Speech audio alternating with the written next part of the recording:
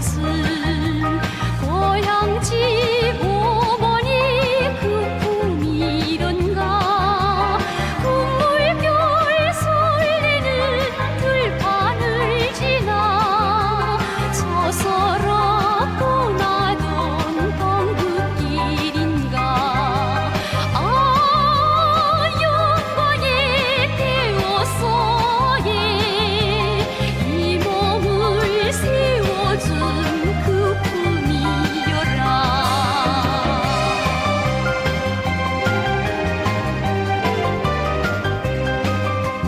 보람산 내 삶이 버텨난 것은 늘 끓는 건설장 그네 길인가 정다운 아이들 웃음 넘치는 락원의 붉은 창가 이런가 아 인생의 참된 권리를 감 높이 안겨준 그 품이여라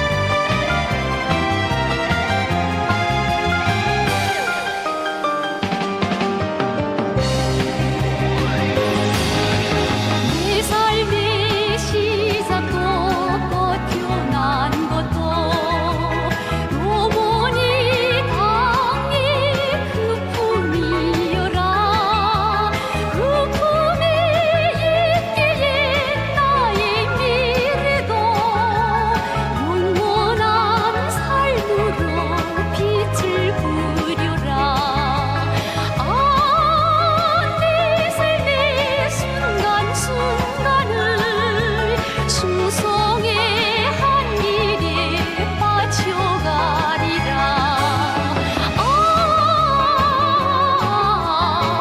바쳐가리라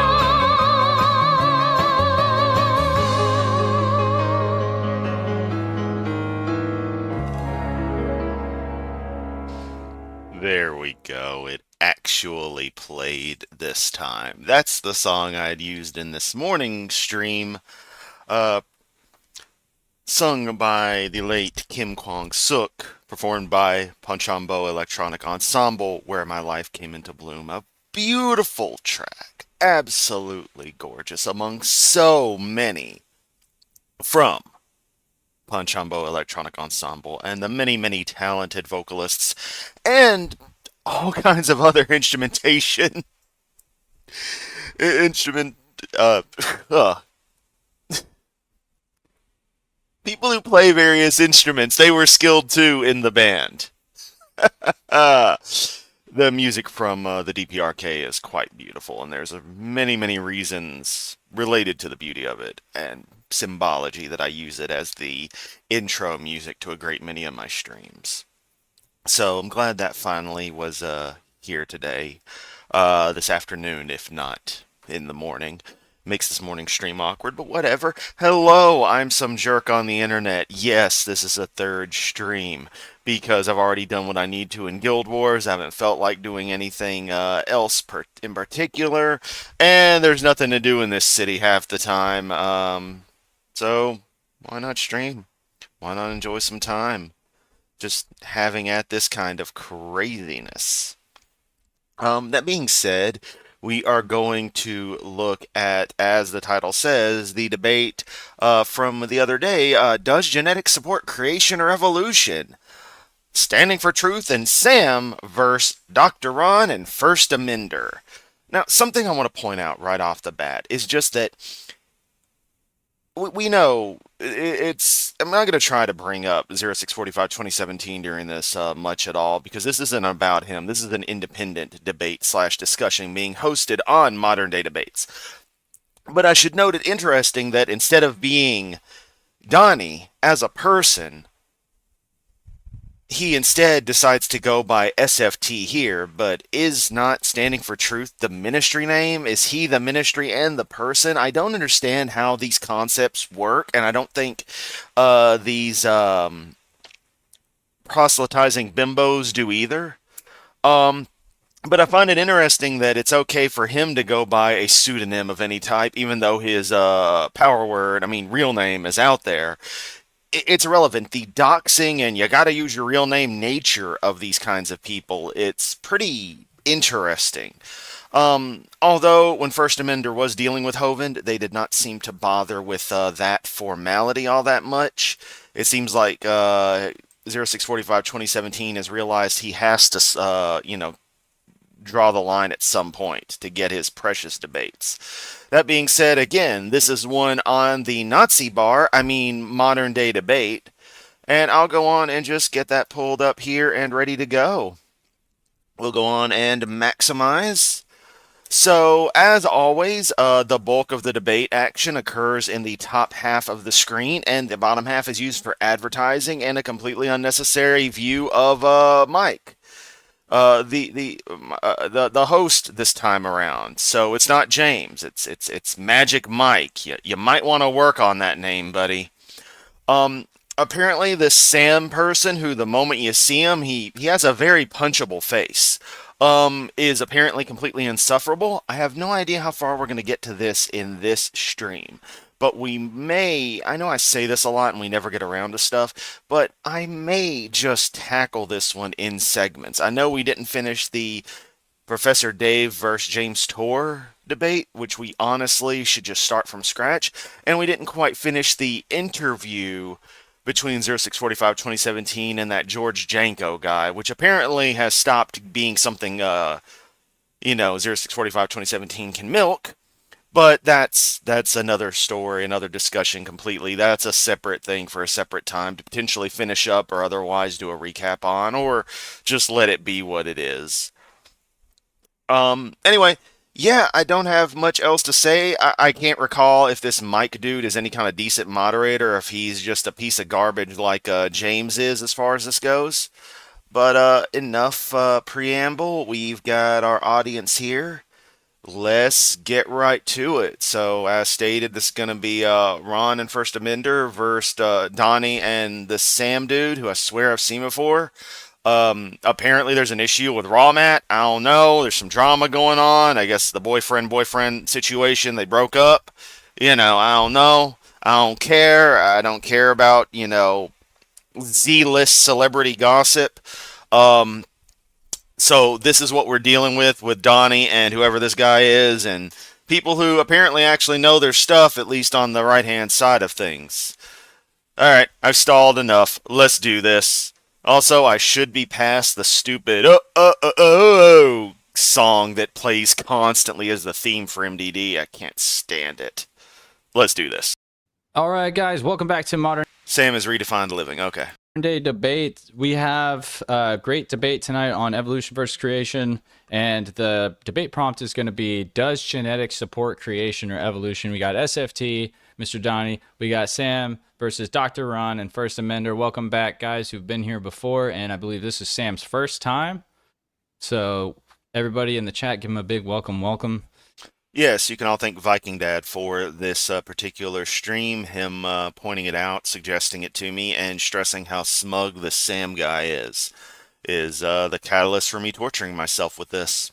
And then we're going to get right into it after I ask you to like, share, subscribe to this channel and video. We have DebateCon at 8 coming up. I'm going to put a little ad in the bottom corner here. Let's see if, or it's already there. It's already there. And we got our headliners you have right weird there. taste. Andrew Sometimes. And, D'Souza. I'm not sure if I say his name right. Z's.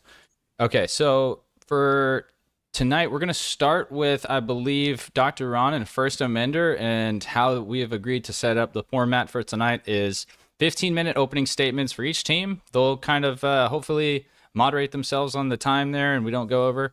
And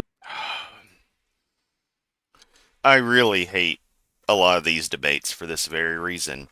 15-minute openings? No. If you can't condense it in 5 minutes and then carry on an open discussion, I ain't having it. If you're going to do this kind of stuff, it might as well be a written back and forth or a pre-recorded video exchange. I can't stand this.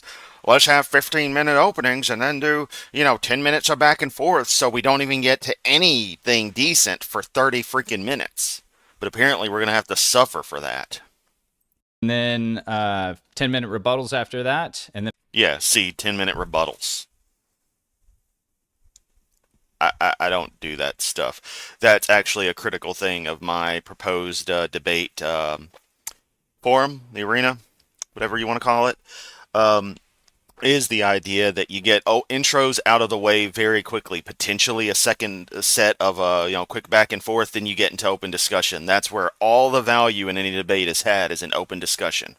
in a 50-minute discussion, we'll do a 5-minute closing section.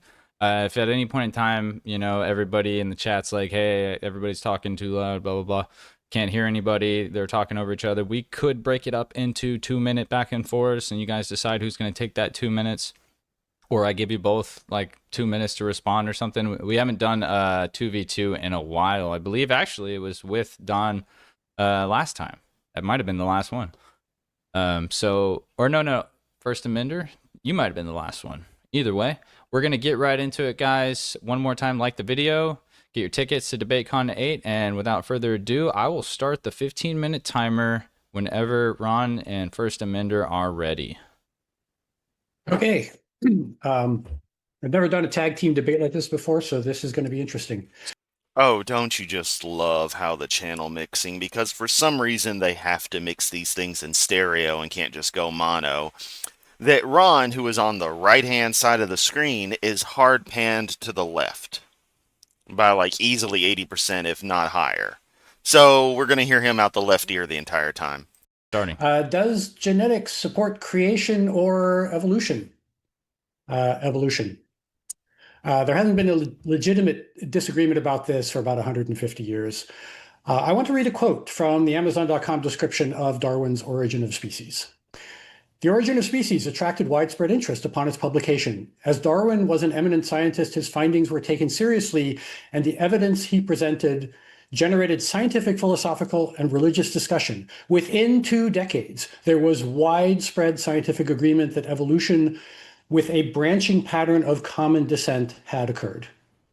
Now, Darwin didn't know about genetics. Gregor Mendel had started doing experiments on pea plants 3 years before Origin of Species was published, but Mendel didn't publish until 7 years after that. And obviously, neither Mendel nor Darwin knew anything about DNA. That wouldn't be discovered until the 20th century. So, although it's possible that there is or will be new data that shows that Darwin was wrong, any such discovery would be the start of a major scientific revolution. And again, it's possible that our opponents are at the vanguard of this revolution, and it just hasn't made the papers yet. I think I need to adjust something. Let me just move this over here. There we go. That's better. But the odds are very much against them. Actually, wait, it's worse now because I can see Donnie again. I can't win for losing here. Let me move that back. There we go. There is now, and has been for over 150 years, an overwhelming consensus among biologists, which is to say, among the people who make their living studying this stuff, that evolution is true and all life forms on Earth are descended from a single common ancestor that lived 3 or 4 billion years ago. Now, it's possible that the scientific community has got this wrong. Ben Stein made a movie in 2008 called Expelled, where he argues that anyone who dares question the scientific orthodoxy gets, well, expelled, censored, silenced. So Stein argues that this is not a legitimate scientific consensus, but a manufactured one. This is quite literally a conspiracy theory. It's true that creationists aren't much respected in the biology community, but it's not because of prejudice. It's because creationists have an agenda, and that agenda is not to advance the cause of science or objective truth. It is to advance their religion. If you doubt this, all you have to do is search for Answers in Genesis Statement of Faith, and you will find a webpage that says this, quote, "In order to preserve the function and integrity of the Answers in Genesis ministry, in its mission to proclaim the absolute truth and authority of the scriptures and to provide a biblical role model to our employees and to the global body of Christ, the community and society at large, it is imperative that all persons employed by the AIG ministry and in any capacity or who serve as volunteers should abide by and agree to our statement of faith and conduct themselves accordingly. And then it goes on to list 46 bullet points that you have to accept without any evidence, or you can't keep your job at AIG. It is hard to imagine a more unscientific position than that. And for the nature of these creationists, these pseudoscientists, these charlatans, these grifters, who stress so hard their idea that all of science is a massive conspiracy, they so conveniently ignore the requirement for groups like AIG to have such blatant, you better believe exactly what we believe or else mentalities. Just as a rule, as something, explicitly that you have to agree to work there, rather than just, a particular preference. It's not like that in the scientific community. There is the fact that if you come up with absolute garbage, it will be rejected, but it will be rejected by the system systematically, regardless of what it actually is supposed to say, what it would say. If it's scientifically grounded, it would be accepted. But if it isn't, it is rejected, and they cannot understand this. Now, this is just AIG, and AIG is not the only creationist organization out there, but their statement of faith is not at all unusual. The Creation Research Society has a similar statement of faith, which reads, quote, all members must subscribe to the following statement of belief. The Bible is the written word of God, and because it is inspired throughout, all its assertions are historically and scientifically true. The account of origins in Genesis is a factual presentation of simple historical truths. All basic types of living things, including man, were made by direct creative acts of God during the creation week described in Genesis. Whatever biological changes have occurred since creation week have accomplished only changes within the original created kinds. And it goes on to affirm Noah's Ark, Noah's flood. Indeed, quote here from Rochester, dogma is the antithesis of science. I can't speak today. Again, there's no disputing that, but the Jesus humpers will anyway.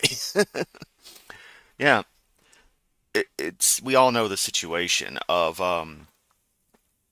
science leads to a conclusion, an obvious conclusion when followed correctly. The creationists have their conclusion and they wish to try to lead science to it through lies. Adam and Eve, and so on. And if you go to the Institute for Creation Research, you will find 18 core principles, including the phenomenon of biological life did not develop by natural processes from inanimate systems, but was specifically and supernaturally created by the Creator.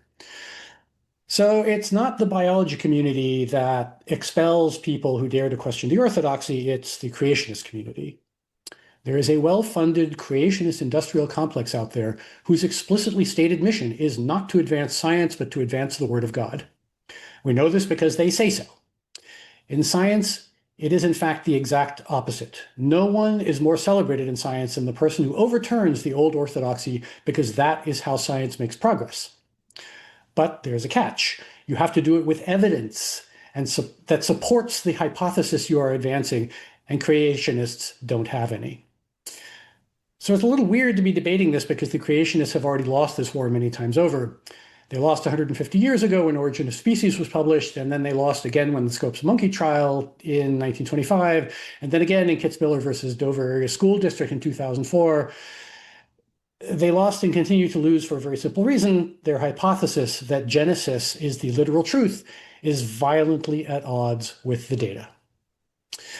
But as long as we're talking about the Bible, I'd like to mention my favorite Bible verse, which is Deuteronomy 18:22.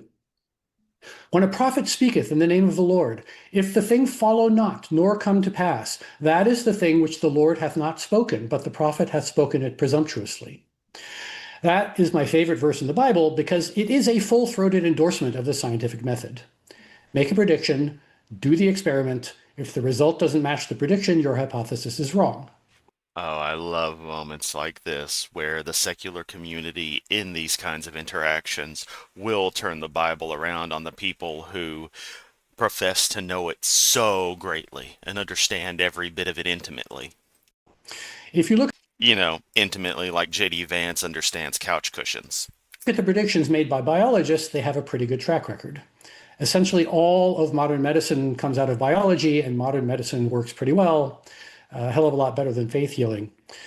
So, where are the technological advances based on predictions made by creationists? There aren't any. None, zilch. There is not a single biotech startup based on creationism for the very simple reason that creationism is wrong. This is the difference between science Ooh, I got a Ko-Fi tip. Don't know who sent some shekels, but thank you so very much. and religion. Religion demands faith, science demands contact with reality.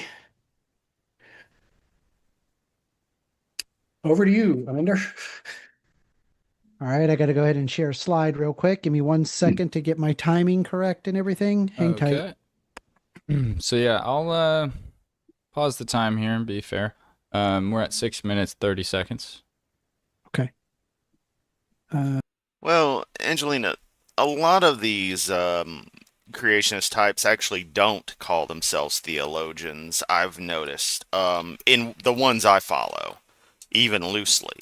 That's not saying plenty out there don't, I'm sure they do, but I never actually hear them describe themselves as such, and I question if that's a matter of a respect for the actual theologians, which, if they had any, they wouldn't say some of the stuff they say that is contested with by the actual theologians and historians and biblical scholars as distinct from theologians.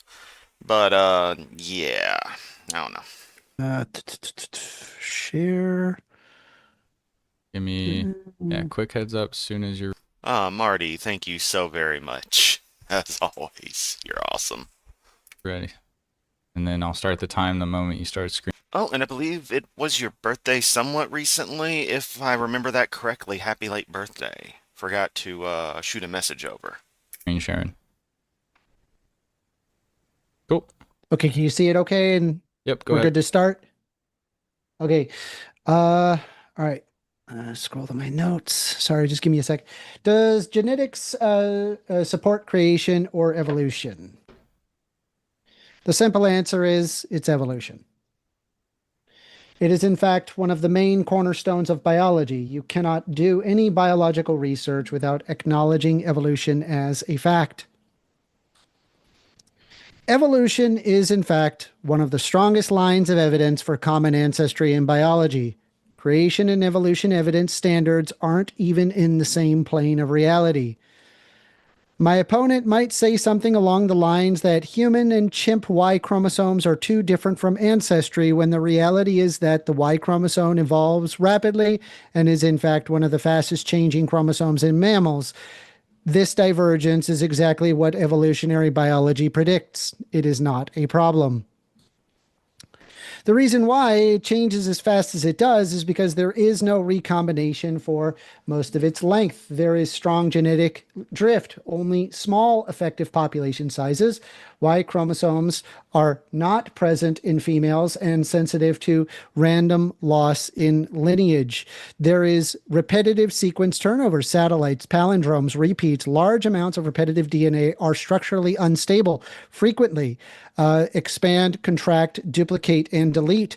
There is gene loss and rearrangement over time, losing genes over evolutionary time, or the degeneration process rearranging remains genes structurally among the Y chromosome.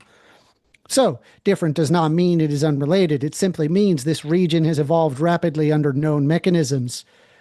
The human genome is more than just a Y chromosome. You use the Y chromosome, making roughly 0.9% to 2% of the total DNA of only male cells, leading to an incomplete data set, as well as a mischaracterization of the full scope. Creationists cherry pick Y chromosome entirely, ignoring the full genome-wide signal. Evolution is not inferred by a single chromosome. It is inferred by the whole genome alignment. We observe chromosomal fusion, otherwise known as human chromosome 2. Humans have 46 chromosomes, while other great apes, such as chimpanzees, gorillas, and orangutans, have 48. In our evolutionary past, I, I hate to interrupt 1stAmender, but I just want to point out that he has already said two words properly that 0645-2017, the 160 IQ genius he supposedly is, misstates regularly. He said orangutan instead of orangutan, and said lineage correctly instead of lineage. separate ape chromosomes fused end to end. That fusion created in what we now call the human chromosome 2. We can even see remnants of telomeric DNA, that's the ends of the DNA strands, between two fused chromosomes, and I have provided an NIH source for that. So humans did not gain or lose genes. We mostly just have them packaged differently. Independent experiments of yeast bacteria telomere separation and recombination of identical DNA sequencing resulted in highly similar and functional surviving yeast bacteria. You can even see the proof right there in the picture. When you observe the entire genome, humans and chimps show 98 to 99% similarity in aligned coding regions and strong structural homology across chromosomes. If creation were true in the literal separately engineered sense, you would not expect identical broken genes in identical genomic locations. Pseudogenes. One example is the GULO gene in vitamin C synthesis. Previous creatures can synthesize vitamin C, but it is inactive when the human mutation must get vitamin C from diet. Identical viral insertions and identical loci, as well as a perfectly nested tree of genetic relationships. There are various fields of science that diverge with the God creation mythology. Across multiple independent scientific fields, the data consistently converge on the evolutionary common descent rather than special creation. Can I ask how much time I have left? Yeah, you got about 4 minutes. Okay, so under genetics and genomics, DNA sequence comparisons across species, shared pseudogenes and mutations in various identical locations, endogenous retroviruses, chromosome 2 human fusion evidence. We have already provided that information. Molecular biology, conserved developmental genes or HOX genes, shared biochemical machinery across all life, universal genetic code consistency with predictable variation patterns indicating descent with modification, not separate origin systems. Evolutionary biology. Am I ahead of slide? I apologize. Evolutionary.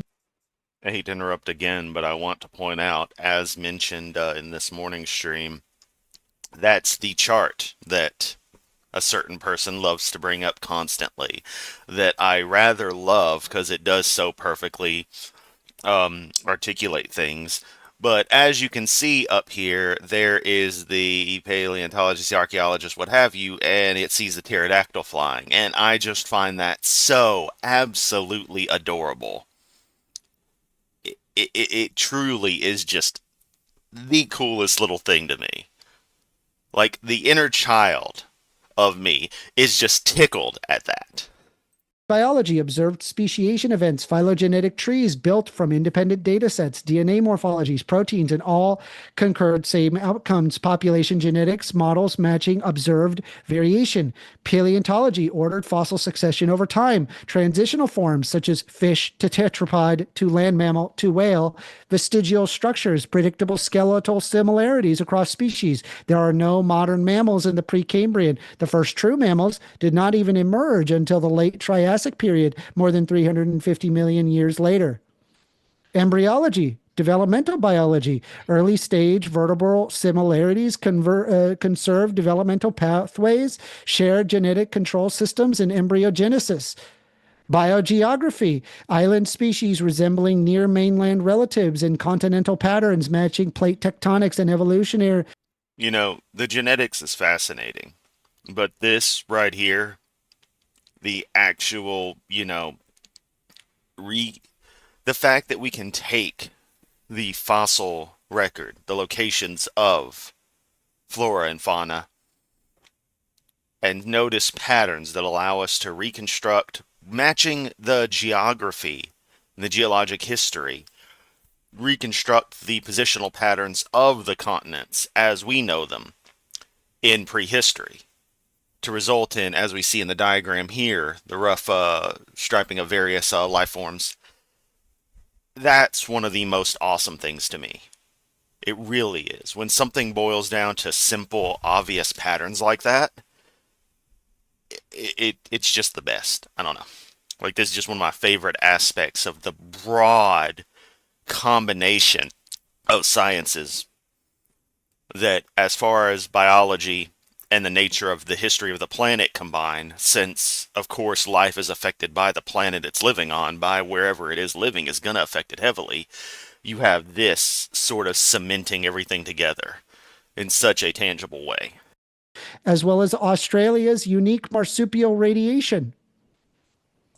Comparative genomics or bioinformatics, nested hierarchical clustering of genomes, independent data sets converging into the same phylogenetic tree, predictive accuracy of evolutionary models, microbiology and virology, the viral evolution observed in real time, mutation and selection patterns and pathogens such as the flu, endogenous viral insertions across genomic patterns. On the right, you can actually see this is what a live understanding of evolution of specifically the flu virus. Anthropology in the biological as well as the physical, human evolutionary lineage and fossil and genetic record, shared ancestry with other primates supported across multiple data sets. And who disagrees?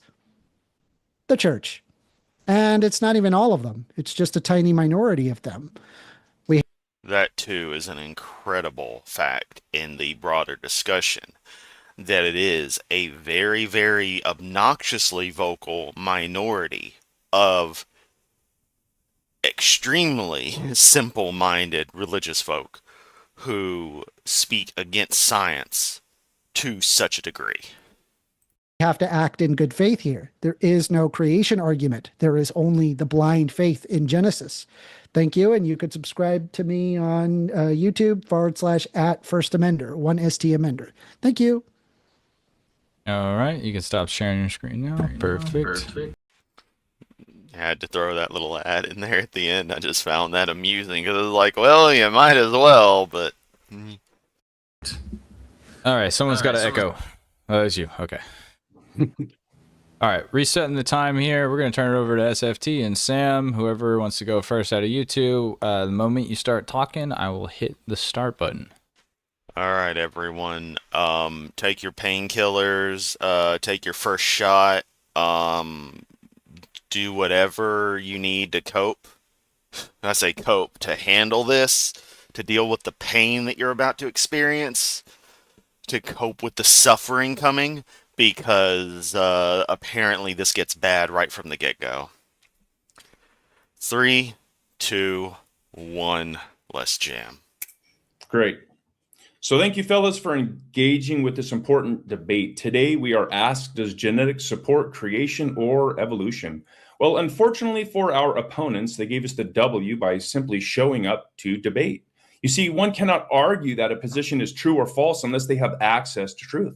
If evolution on naturalism were true, then we would have a defeater for trusting our cognitive faculties, and therefore...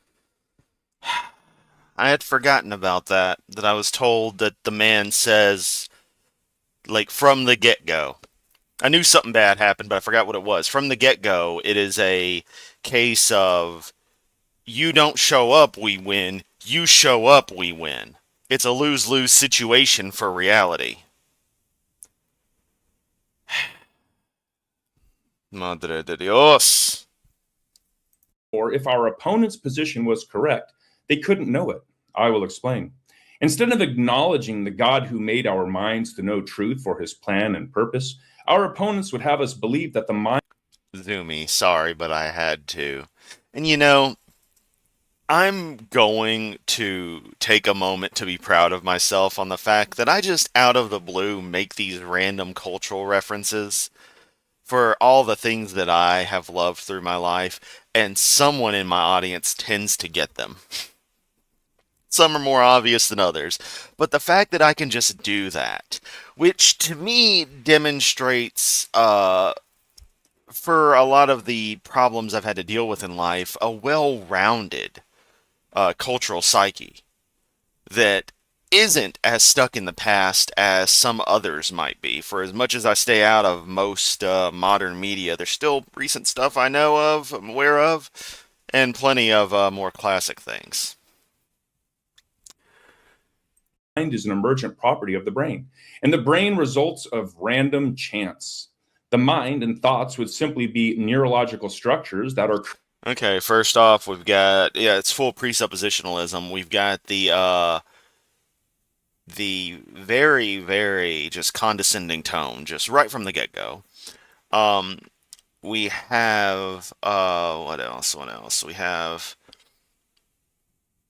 yeah, actually, that's the sum of it, is a combination of presuppositionalism and incredibly condescending speech. created and established by evolutionary processes. According to atheist philosopher Patricia Churchland, natural selection selects by way of the 4 F's: feeding, fighting, fleeing, and reproduction. By the way, those are her words, not mine. She goes on to say that truth, whatever that is, takes a back seat. So, feeding, an organism needs nourishment. Fighting, an organism must defend itself and or impose its will on another organism.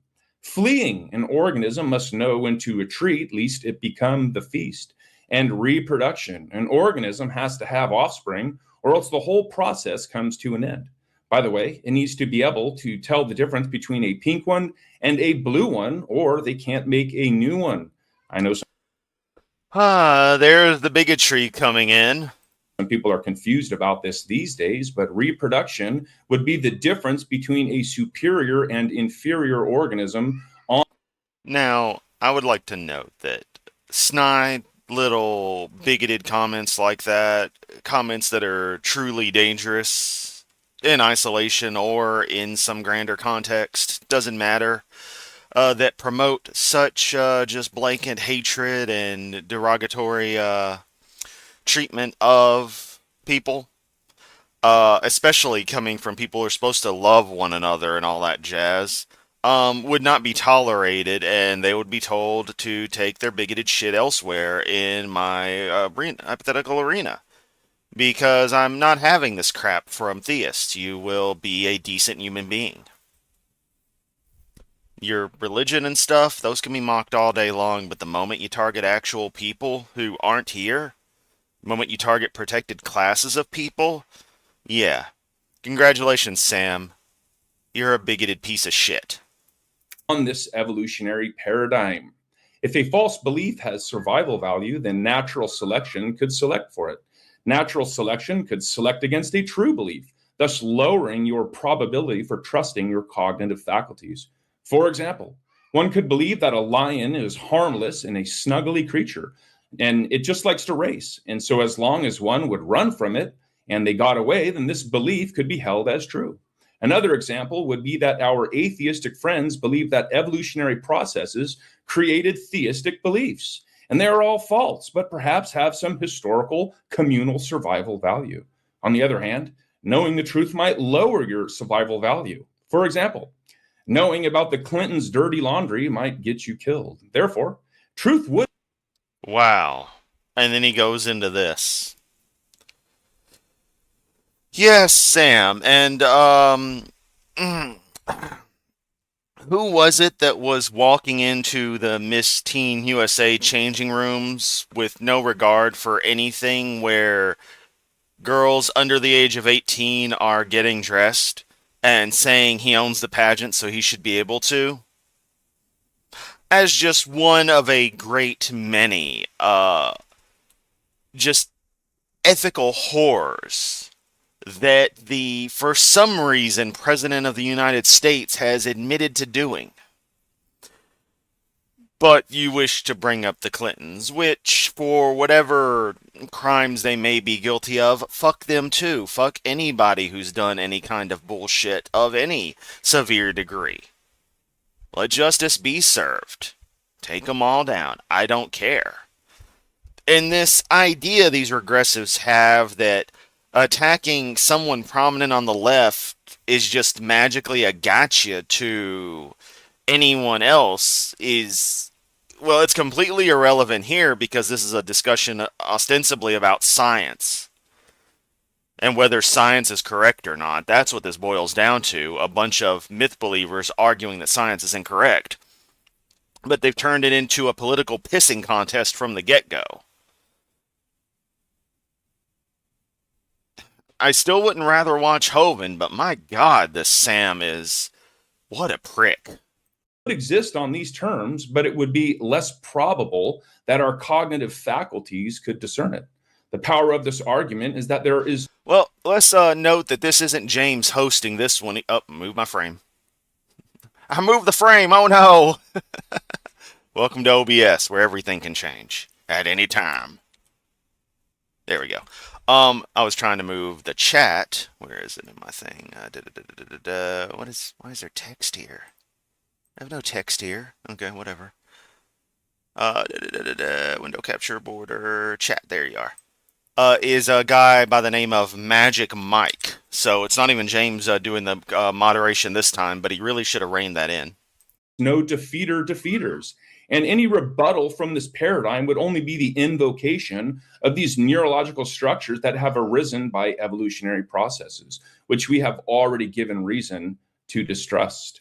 Hope is not lost. However, there are at least some options. Number one, our opponents can embrace a theistic form of evolution, but that would be an implicit concession in this debate because theistic evolution is not random and unguided. Number two, they could say that truth does not exist at all, but that would be a performative contradiction because they are here to argue that their position is true. This would also be an implicit concession of the debate. They can explicitly concede the debate. They can repent and be reconciled with the God from who they are absconding, the God who they already know. This is our desire for our unbelievers. Amen. They can refuse to engage with this argument and borrow our firm foundation from the Christian. I can't help but notice he's saying nothing of value. Not that they ever do, but I mean, this isn't debate. This is just grandstanding. Does he have anything to say? Anything at all? Christian worldview. Unfortunately, this would be another implicit concession. For our opponents, the argument does not stop here. The argument has collateral damage on their paradigm. This would make unintelligible the very scientific method that we are arguing. It would make the preconditions of science, such as induction, the rationality of the mind, the belief of the rationality and the uniformity of the external world, all unjustifiable. This would also give them a defeater for their belief in atheism, naturalism, and everything they say in this debate. Therefore, we can be sure that genetics does not, in fact, support evolution. Lastly, perhaps our opponents are comfortable borrowing from the Christian Foundation for Science. If this goober happens to produce any content that is at least somewhat short and worth, or is involved in anything that is at least somewhat short and worth doing reaction to, I might focus a bit on him, just to bring him down a peg, just as much as I obviously have old Dino Dude. And pretending there is no God. Perhaps they feel they can engage with the science while ignoring these broader, glaring. And yeah, Tyler, that's the key thing. Notice the evolution side talking about creationism in general, while Sam is talking about his opponents explicitly. Worldview issues. Well, we come to take that away too. Donnie, over to you, brother. Okay, let me pause the timer there. He's not Donnie, he's SFT now. Remember, a Superman ripoff. Because creationists can't come up with any original ideas, so they have to steal off of established things. And Mike, if you don't mind, I can get my screen shared. So Sam, you ended there at 4 minutes and 35 seconds. So I have just over 10 minutes. Mike, is that coming in? Yeah, it's looking good. Okay. I couldn't hear Mike, but maybe he's just... I don't know if you guys can tell, but that apparently is supposed to be depictions of a very Caucasian-looking Adam and Eve uh, with not the flowing hair on Eve, and a bunch of TAGC in there, but looking like Matrix-esque. They're really doubling down into the whole DNA is code bullcarp. Bullcarp. We'll go with that. Yeah. It's on mute. Okay. So 4 minutes and 30. Yeah, this Sam guy probably has a walk-in closet full of quite the dirty laundry. 35 seconds. And And yeah, Donnie is trying to moderate in a sense. He can't switch modes. I will start it up. And let's note again the actual relative biases here, because while MDD states that they're neutral, they're not. We know James is heavily Christian, and I would not be surprised if other people handling stuff for him, like Magic Mike here, is not very religious himself. In fact, the nickname sounds familiar. And not just from the movie that was popular a while back. Oh, no worries. No, sorry. Just wanted to make sure everything's good. Okay, here we go. Does genetics support creation or evolution? I am pumped for this debate. Sam, thank you for setting the foundation, and to my interlocutors, especially 1stAmender, bringing up some of my favorite points. So what I like is to stick as close to home as possible. Common descent teaches that all life, including humans, chimpanzees, grass, and ladybugs, are related through common ancestry. But if I can demonstrate, which we are going to do here tonight, that humans and chimpanzees aren't related through common ancestry, well, that means humans and ladybugs or humans and grass are definitely not related. Boy, you're taking on quite the challenge trying to demonstrate that humans and chimpanzee are not related, because outside of other humans, they always test as our closest genetic siblings. They are our cousins on a grand scale. Genetics lines of evidence that we are going to focus on that preclude common descent. By preclude, I mean make impossible. There's a lot of evidence that's agnostic overall to the debate, which 1stAmender brought up several of those, but I like to focus on the discriminatory points that only one side can explain, in this case, the creation side. For example, we'll be discussing mutation rates in the mitochondrial DNA and the Y chromosome, the fact that mutation rates are fast, DNA diversity in these chromosomes, maternally inherited and paternally inherited, are fast. There's really only a few DNA differences separating any two people, and we can trace back all mitochondrial DNA and Y chromosomal DNA to two single ancestors in the not so distant past. 1stAmender discussed in his opening statement the Y chromosome, and he did not satisfactorily answer it, and so I'll cover that here, which I've got built into my opening. Okay, you're just asserting that. I mean, I don't think there's any question to be answered. The question itself is a presumptive thing to do.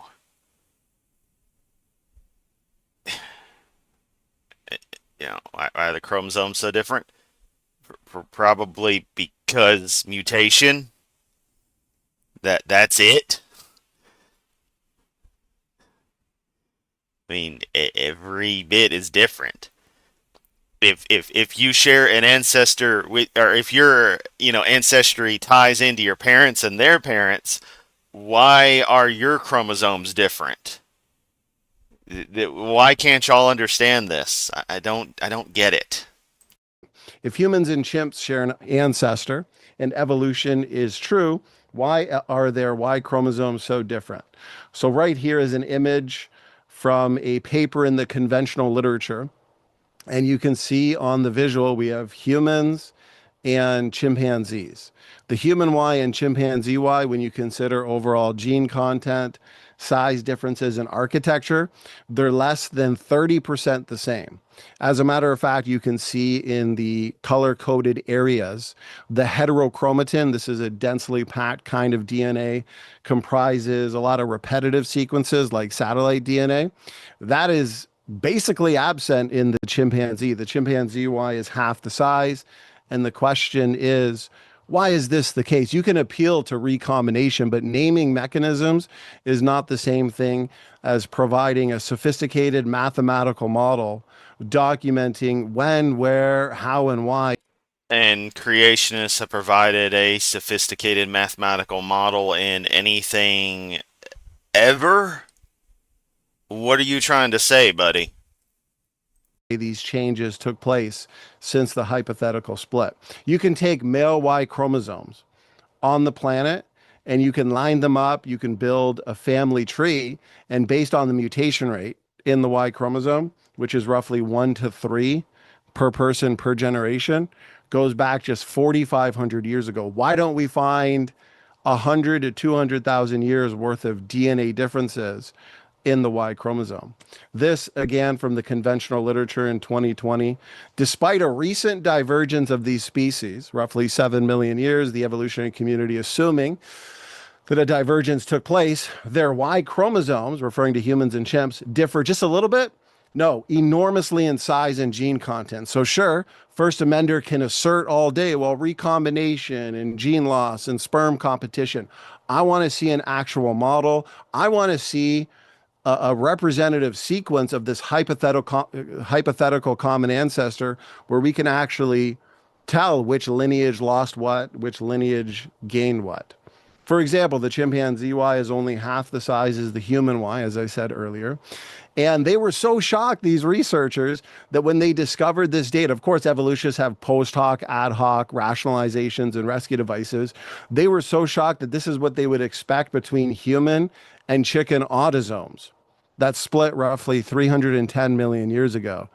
And chickens aren't even mammals, okay? Puzzlingly, so this is a puzzle to them, in terms of shared genes and overall architecture, the human Y is more similar to the gorilla Y than to the chimpanzee Y. So 1stAmender was discussing nested hierarchies. Well, there's a break in the nested hierarchy. Remember, it's the differences that make all the differences. Sure, similarities. Okay, we can discuss similarities all day, but it's major discontinuities, whether it's fossil discontinuities like the hyoid bone and the ischium between Australopithecines, extant apes, and humans, or the genetic data like mitochondrial DNA and Y chromosome between chimps and humans. Notice this, 2024, things did not get any better for the evolutionary community.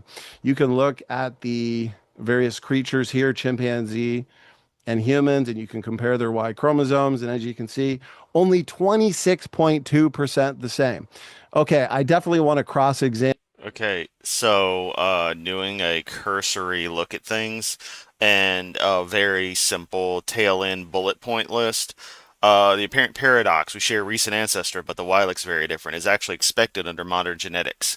Small population size of the Y chromosome only passed through males. No recombination across most of it because the way it does interact with the other chromosomes is going to be different.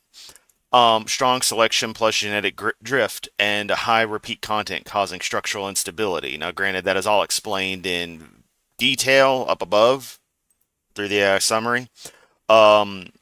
Useful way to phrase it is the human and chimp Y chromosomes are clearly derived from a shared ancestral Y. Because the Y doesn't recombine over most of its length, it evolves through gene loss, duplication, and rearrangement much faster than other chromosomes. So divergence in structure can be large even over a relatively short evolutionary time. So not really that hard of a thing, and so far Donnie's just bouncing around things and throwing out words. 1stAmender in the discussion on this because, again, he did mention recombination. Okay, we got a mechanism. Let's see if it works. So, yeah, Angelina, you said it exactly. Yeah, he's just mashing words together to try to sound smart. so what I want to see is an ancestral Y chromosome reconstruction, not just assertions, not just claims. We don't want to see the 5Ds of evolution as dodgeball here tonight. Dodge, duck, dip, dive, and dodge. No, We've used, this is another fine example, and this was brought up by y'all in chat. This is another fine example of these regressives listening to our critiques of their inanity and trying to reverse it because, plus, the natural projection that comes on because they stole a critique, an insult really, and flipped it around, trying to say that we're the ones playing dodgeball. No. It's ridiculous to assert that. We want to see a reconstructed sequence because And yes, evolutionist is not a word. It is not a thing. There is no ism to it. There is no ist. It is not a religion. evolutionists cannot just claim gain or loss without knowing the ancestral state. If you go back to 2010, they admitted that that ancestral state. Donnie, the only people who talk about gain and loss are creationists. It is your go-to because you think of the nature of genetics as points to gain, as if the evolutionary process is getting the most points and fighting against something that's constantly taking points, rather than the natural, subtle, but consistent change in population groups under particular pressures, which is what it is. Cannot be determined, and therefore imaginary storytelling is not the same as reconstruction.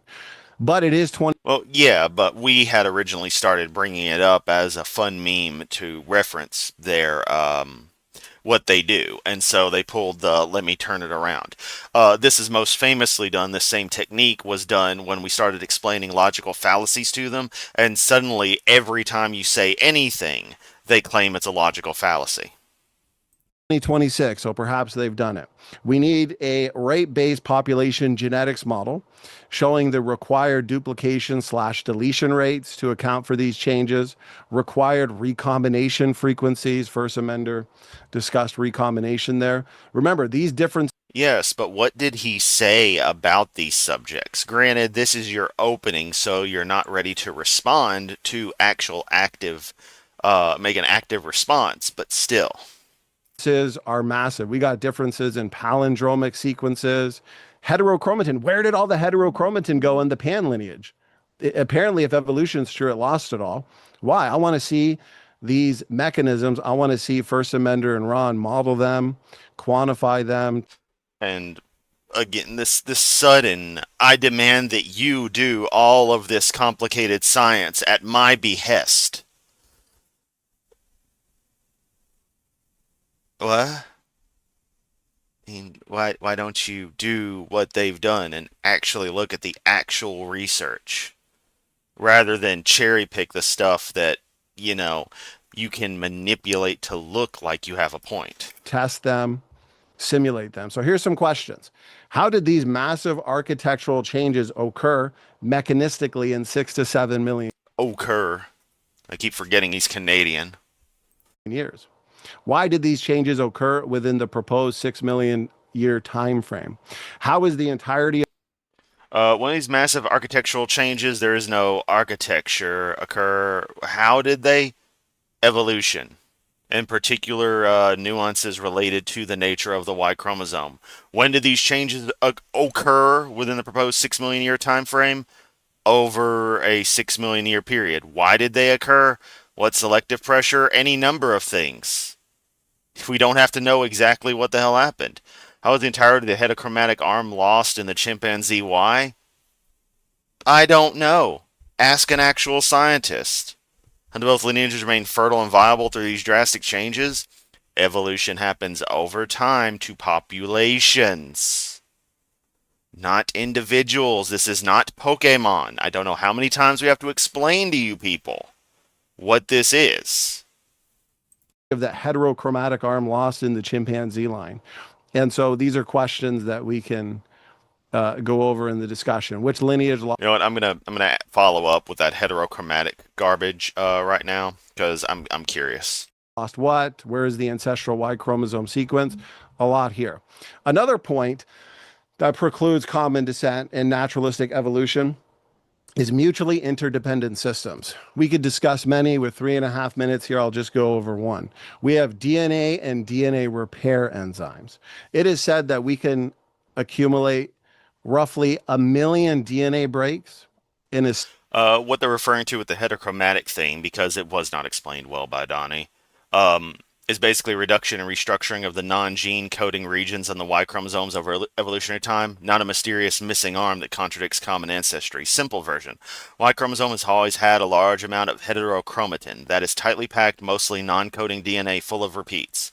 It doesn't usually contain essential genes. It's more like structural filler that can expand or shrink. Across primitive evolution, including the human lineage, those repetitive regions have been especially unstable. So what we see is parts of the Y's repeat-heavy long arm region became smaller, reorganized, or replaced. Some sequences were lost because they weren't functionally important. Other parts expanded or rearranged in different ways in humans versus chimp. So when someone says loss of the heterochromatic arm, the accurate scientific framing is not a sudden deletion event, but a gradual evolution of repetitive non-coding regions of the Y chromosome that are prone to expansion, contraction, and rearrangement. Because chromosomes go through an awful lot of, and this is me adding in at this point, chromosomes go through an awful lot of physical action. I can say that much. Zipping, unzipping, apparently it's a hell of a process. And so, I would imagine in sex cells, and since the male determines that, so in the testes, um, you're gonna have a lot of chances for little tweaks to happen here and there. And again, over isolated populations, over a long enough time, you could probably get some interesting alterations in conjunction with the quirky nature of how the Y chromosome behaves anyway. So, yeah. Single cell in a single day. But remember, we have six. And right here, this slide about repair systems. I mean, yeah, if memory serves, only the stuff that's really critical gets so repaired. The body doesn't really spend too much time rebuilding to as much detail non-coding stuff because it doesn't become an issue. 65 roughly. And repairing doesn't really exist for newly formed mutations on sex cells because those are doing their own thing. Trillion cells. That's a lot of DNA mistakes. Thankfully, The majority of Y chromosome is involved in spermatogenesis. Yeah. we have these incredibly designed DNA repair enzymes that go in and fix a lot of these DNA breaks or DNA lesions. The problem for the evolutionists, though, is that the information for the DNA repair enzymes are encoded in the DNA. But you need the DNA repair enzymes in order that organisms don't go extinct due to mutation accumulation, not only in somatic cells, but also germ cells. So the question.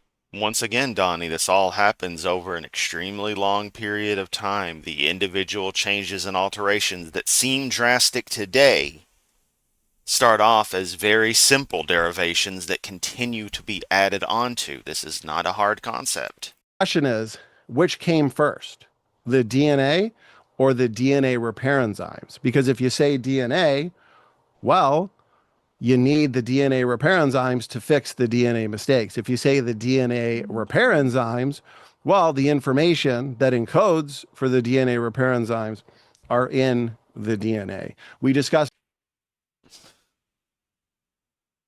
That's not how any of that works, Donnie. It's not how any of it works. DNA is derived from simpler chemical structures, primarily RNA and the like, that behave the same way. And I'm going to guess repair systems, if I just had to guess based on chemistry and the nature of such primitive biology, quote unquote repair systems would have also derived naturally in those earlier structures, the nature of things.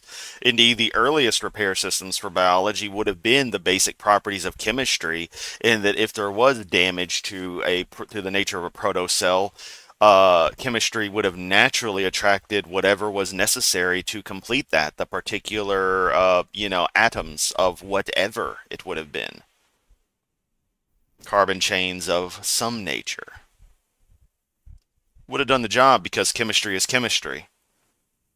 Briefly earlier, mitochondrial Eve, the fact that we've been able to trace. And yes, fire in human evolution is an indescribable, that is the most critical thing to ever happen to humans, was fire. Cooking food, breaking down the proteins, just helped us so much.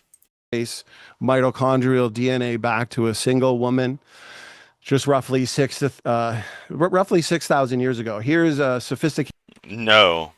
Mitochondrial Eve is not a single woman 6,000 years ago. phylogenetic tree.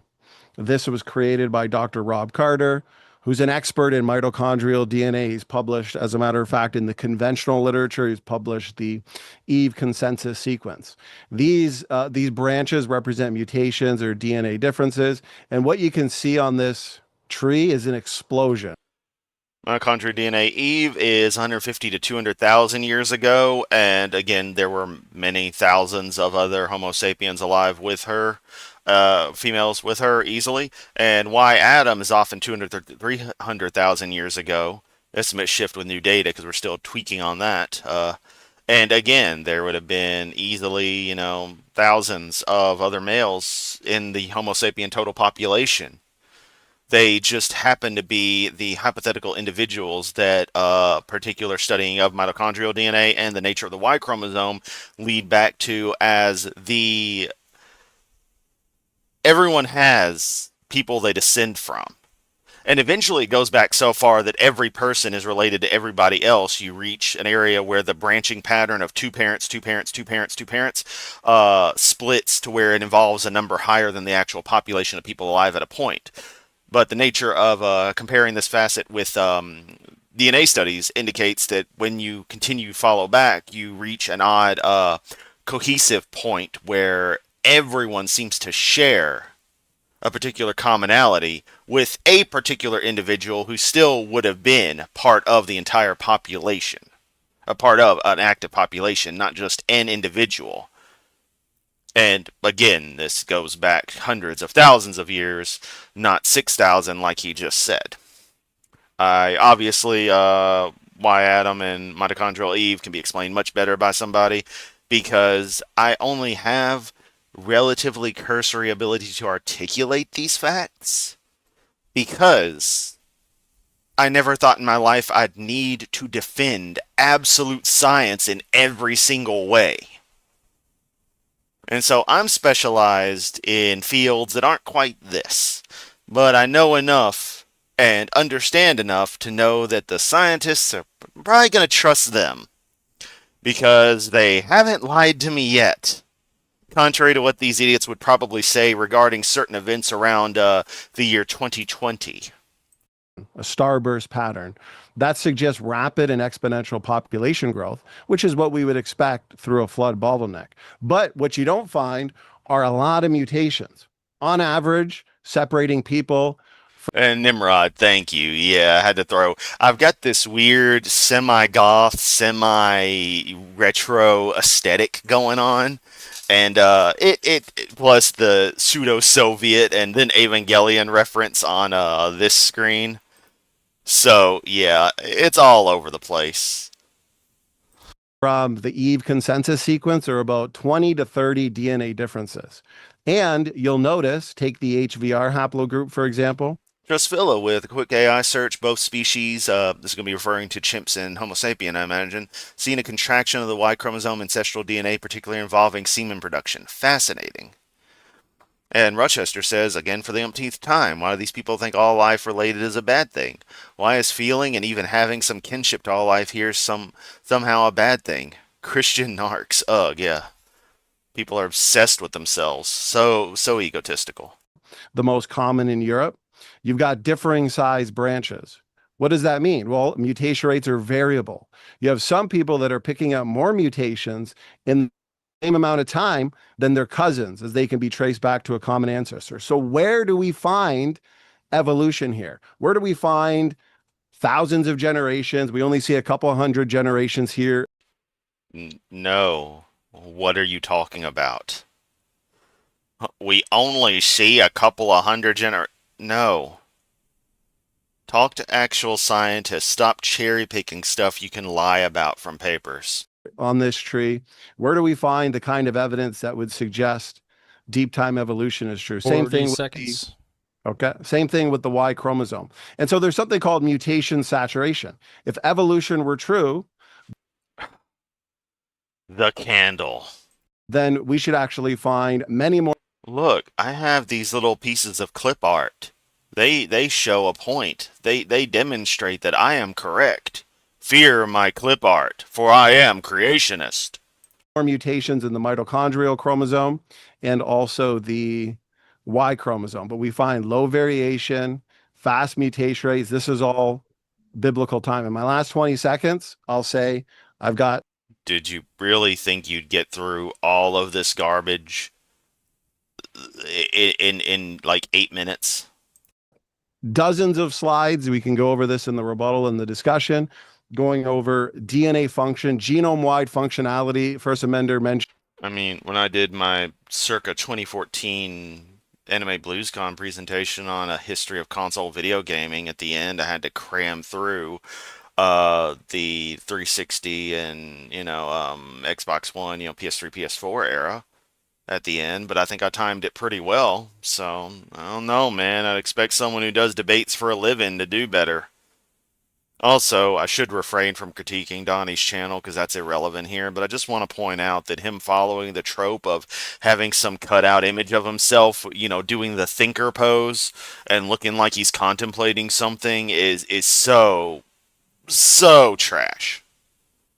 Pseudogenes, endogenous retroviruses. We know that those DNA units are now necessary to sustain healthy life processes in the cell, pointing better to common design than common ancestry. And that's it. Thank you. Gave him way too much extra time. Should have cut his mic the moment time was up. That's my philosophy. You for being on time there. We are On time, my ass. I should have timed that. going to get into the rebuttals here. We got 10-minute rebuttals, or 10-minute rebuttals on each side. They can split it up however they want on each team. And then after that, we'll get into the open discussion. So I'm going to get the timer ready. I just want to ask everyone in the audience to go ahead, like the video again, pump it into the algorithm, and subscribe if you're new here, watching on someone else's channel and you like debate stuff. That's going to be tons and tons here every week. We got more. I saw the schedule briefly not too long ago, and it's booked up. So then we got DebateCon 8 coming up next month. See, that's another thing my debate offerings would prevent, is this congestion on all these debate bro channels. On the 25th and 26th, Dallas, Texas. You can get your tickets. There's some left, and we do expect it to sell out probably sometime, 3 weeks or so before. We've been promoting it, a couple months now, so a lot of tickets have already sold. We're filling seats, so we want you there if you like this stuff. So here we go. Whenever you're ready. Look, we're bringing up Kal-El. All I'm going to say, and I hope someone out there gets this reference, Solomon Grundy want pants too. Kicking it back over to the evolution side. Whoever wants to take the reins. These are the rebuttals? Yes, 10-minute rebuttals. Okay. All right. So 10-minute rebuttal. I have written down some of the things that y'all have said. For Sam's intro, he had stated right at the beginning saying, if you show up to a debate, you lose. I am a little lost as to exactly how that works from a logical perspective. It doesn't really follow. Is there a presumption that you are right every time you walk into a debate and that there is no possibility that you could be wrong? That's what your statement infers. You then also said that evolutionary processes create theistic beliefs. Actually, that is kind of true in the sense that religion has survived often due to dogmatism in the Middle Ages or throughout time in general. Those that did not believe were killed. This would be an evolutionary advantage to believe in the Middle Ages. Another good example of evolutionary processes create theistic beliefs is the fact that superstitious people tended to live longer. And the reason why is because if you can imagine a caveman that sees a bush where it's empty in the bush, but they see that there's rustling, the person that is not superstitious will probably get up to check the bush and then gets mauled by a tiger because they didn't realize that there was a predatory animal in the bush. Whereas the superstitious one that sees rustling in the bush hides in the cave. So there would be an evolutionary reason why people possess theistic beliefs. You also said that we could repent. We are actually not, in fact, making a God or not God argument. The question is, does genetics support evolution or creation? The answer is pretty clear. It's evolution. As for Don, Okay, one of y'all made the joke earlier, but I'm gonna say it again. What is that constipated look on Sam's face? Do you have brown eyes, dude? Because you're so full of it. Donnie, I find that much more interesting in the part where he is saying that grass and ladybugs are not related. They are both eukaryotic organisms, and so they would be related in that sense. However, it would be a very, very, very, very distant ancestor, having to go likely back to the last universal common ancestor, or maybe slightly afterwards, to find the common ancestor to those two widely diverging species. They had said that DNA diversity is in fact low. I would ask him where do you see that? Because I showed the full chromosomes among chimpanzees and humans. It's extremely similar in any eukaryotic organ. Anyone ever notice that Donnie always looks like he's so busy when he's not talking, when he's moderating a debate, when anyone else is doing? He's always working on something. He's never just listening. It's weird.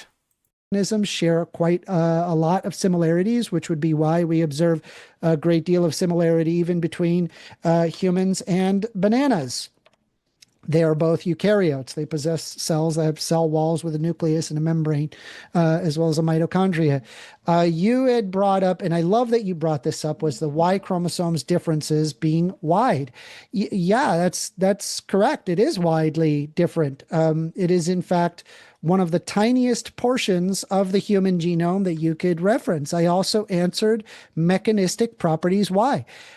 You created, well, there's a creation of Y chromosomes evolves unusually fast compared to the rest of the genome. We know this for a fact. The Y chromosome has no matching partner for most of its length. Most chromosomes come in pairs. During reproduction, they Well, I just learned you could do that. Wait, was that? Yeah, wow, I didn't know you could do that. So that's how you access the description here. Okay, cool. I learned a new YouTube feature because I keep changing things. undergo recombination, where copies are then exchanged and errors can be corrected. The Y chromosome only exists in males. It does not recombine with the X chromosome for most of its length. The Y chromosome is also very small. Humans contain over 20,000 protein coding genes, and the Y chromosome only represents roughly 50 to 60%, 50 to 60 of those protein coding genes. You pointed out a comparative analysis of chromosome X, in which it is a much greater portion of evolution, whereas the Y chromosome does not. The Y chromosome is less than 2% of the human genome. X and Y chromosome is not 50-50. It is a 98 to 99 to 2 to 1. The Y chromosome is specifically known for this. Do you at least acknowledge those facts that I have provided? Posit that I'm sorry, these are further questions that I'm going to ask in the open rebuttal, but you also stated that endogenous viruses and that they do code. I actually looked at the exact study that you are talking about. It turns out that what they are inferring as something quote unquote useful is whether or not does anything at all. As in, if you say, for example, have a protein that does absolutely nothing, it just makes a protein and then the protein provides nothing, it infers some use, which was thrown away by various other scientists. This would indicate its wide variation of use from its what is typically, I think, 5% of the total human genome, now to over 80%. Most studies show this, around, I'm trying to find the exact number, but it is a much smaller number than that single study that you have provided. Anyway, those are my rebuttals. Okay. I'm not going to be able to match Amender's point by point. Yeah, Sam is blinking a lot. And he's got real squinty eye thing going on. Like, maybe he thinks he looks better with some kind of studio lighting going on or something. I don't know. And also the noise canceling foam. Always with the noise canceling foam. Here, I have sort of a more 60,000 foot view of this. I was a little bit worried when I wrote my opening that I would get in trouble for not sticking to the topic as stated and getting more general and philosophical. But I'm actually kind of happy to see that Sam did the same thing. So this debate is kind of dividing itself up naturally into two different directions, one of which is more There we go. Is that better, everyone? philosophical and one of which is more technical and scientific. Um, and I think it's important that we make Well, hey, remember the QR code is to send me shekels through Ko-Fi, if you feel so inclined. some decisions about which of these we're going to tackle because either of those is going to be pretty time consuming. And we have an hour, and the problem is that all of these topics are complicated and you can get deep into the weeds. So let me just talk about one uh, uh, point that Sam brought up, which is that we need a God in order to have any kind of grounding for talking about truth at all. That's not true. And there's a story I could tell about why that's not true. But for the sake of argument, I'll grant that it's true and ask, suppose if we need a God, why do we need specifically the God of the Bible and the God of Genesis? Why can I not ground my reason in, say, Vishnu, who created the universe 4 billion years ago with all of the laws of physics as they are, and has now just left the universe to evolve under purely naturalistic and discoverable laws? This is something I'm genuinely curious about because I see an awful lot of daylight between the sort of foundational arguments for God's existence and talking snakes. And I'm always just really curious about how you get from A to B.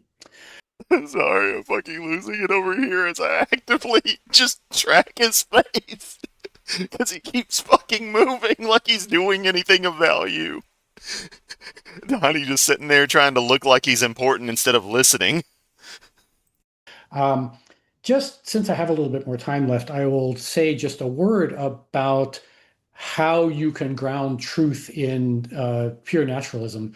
The scientific method. Also, I should note, as we all know, that I can be incredibly professional when I need to be. The thing is, this isn't anything that needs to be taken seriously. So, why not have fun with it? Method is actually a lot simpler than most people think it is. It's just finding the best explanation for all the things that you observe.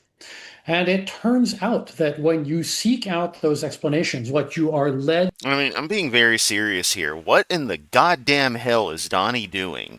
Every single time I see him on camera, when he should be paying attention to what's going on, zigging left, ducking right, doing this, doing that, looks like he's doing stuff on his computer. It looks like looking over at second monitor and stuff, like he's at all doing anything of value. But also, he's not paying attention to what is being said. At least Sam is showing like he's paying attention. To is naturalistic explanations of everything that we observe, not just biology, but also the functioning of our brains. That can all be explained naturalistically. Our brains can be explained in terms of computational processes. And this used to be used to be an area of legitimate disagreement. But just very recently, we've seen constructive proofs that computers can do everything that human brains can do, at least in terms of their I/O behavior. And give it a year or two, computers are going to be exceeding human capabilities in just about every. Tyler, with a $1.99, it's like Donnie knows you're blocking him. Yeah. Hey, wait a minute. You know, I'm not even gonna contemplate the thought of him being omniscient and knowing that I would do this in the future. Possible respect. I'm going to chalk it up to him being a disrespectful D-bag who thinks the things going on his computer are more important, supposedly going on his computer are more important than paying attention to 1stAmender and Ron talk. So that's not proof that there's that mind can be reduced to the activity of brain, but it's a very strong indication that it might be. So that's another discussion that set of weeds that we could dive into during the discussion if we wanted to. Yeah, 45 seconds. Yeah. So the other thing that I'm curious about, Don, and I'll just pose this question as a lead into the discussion. Donnie, you listed a number of things that you claim to be problems for the evolutionary point of view.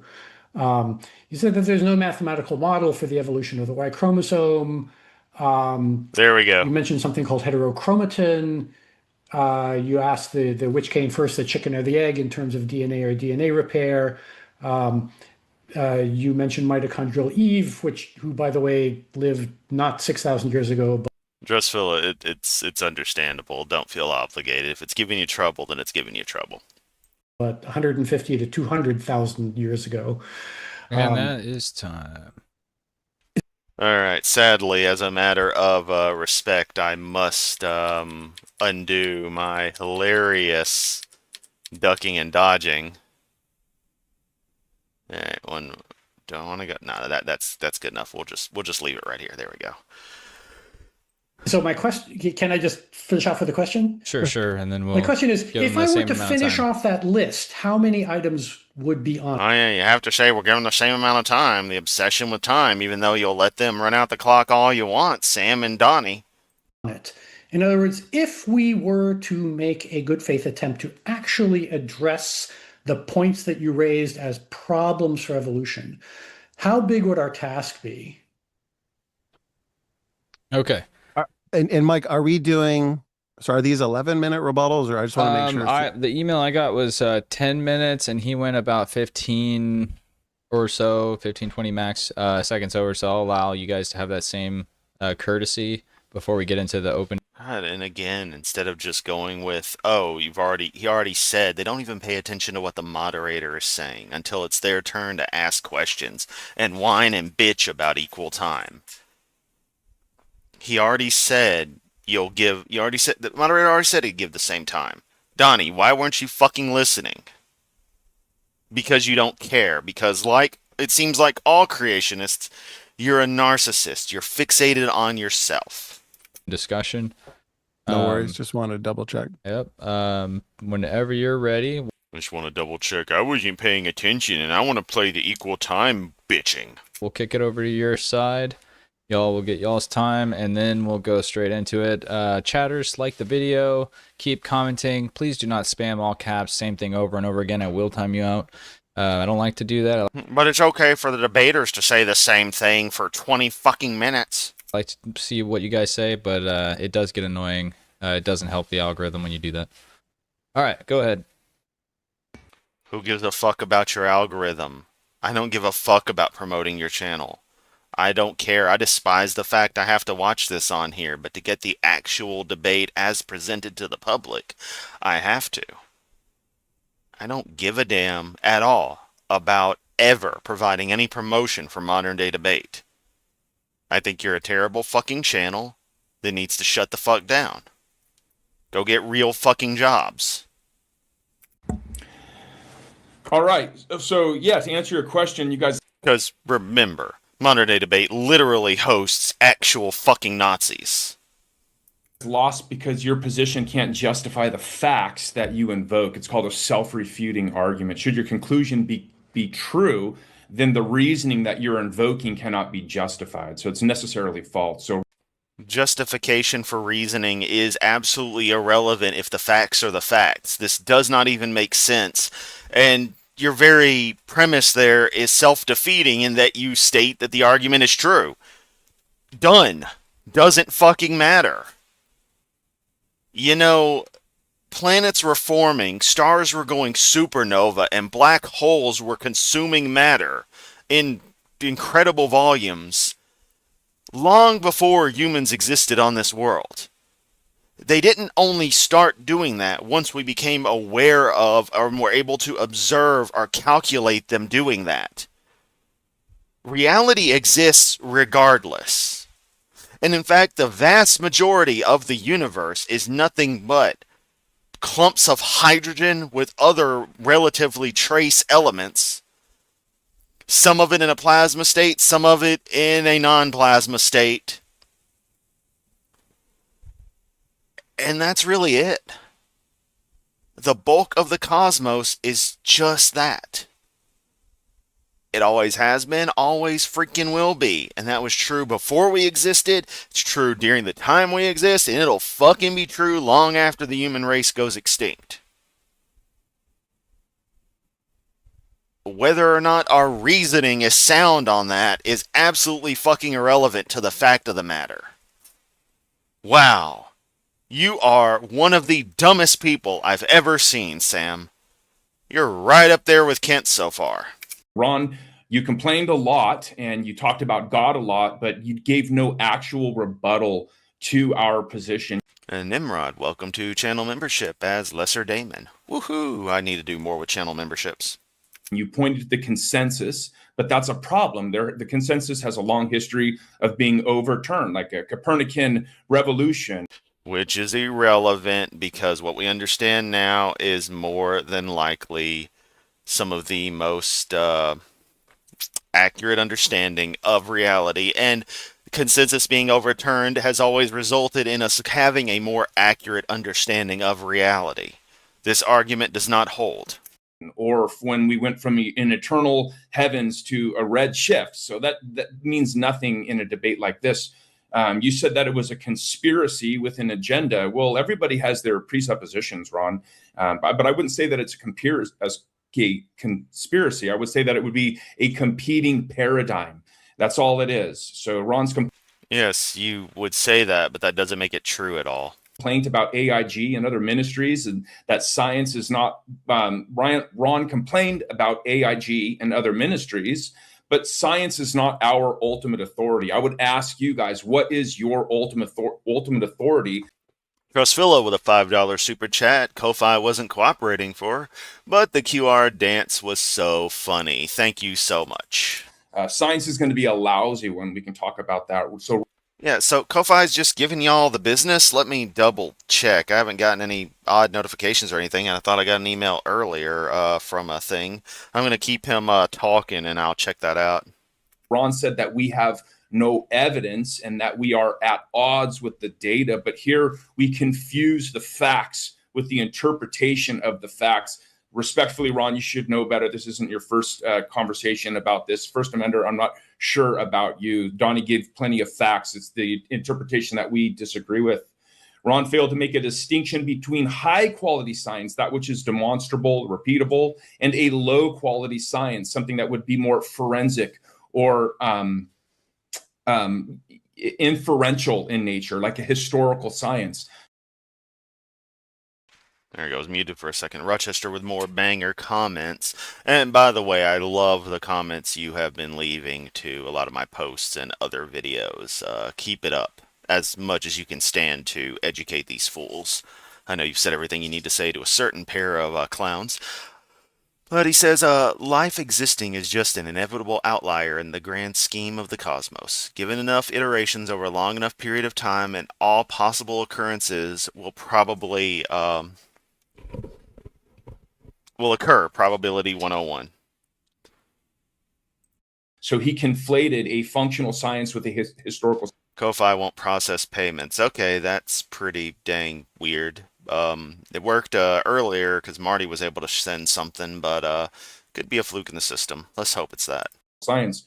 Both Ron and 1stAmender. And yeah, forensic anthropology is literally a field. Made the same blunder of confusing the methodology, that which we call science, with the interpretation of the data. We love science. As you will see tonight, we just reject your low quality interpretation of the data. And lastly, why Christianity? Oh, so it's their low quality interpretation of the data. Because you do so much better, you non-scientist one of you's literally a used car salesman, and Sam, you look like you're not allowed within, a couple of miles of schools. Yes, that was a blatant ad hom. It doesn't matter. If I want to throw an insult out, I can. Get over it. But you certainly are not scientists, and I'm not familiar with Dr. Ron very much. I know 1stAmender is a content creator online, YouTuber, what have you.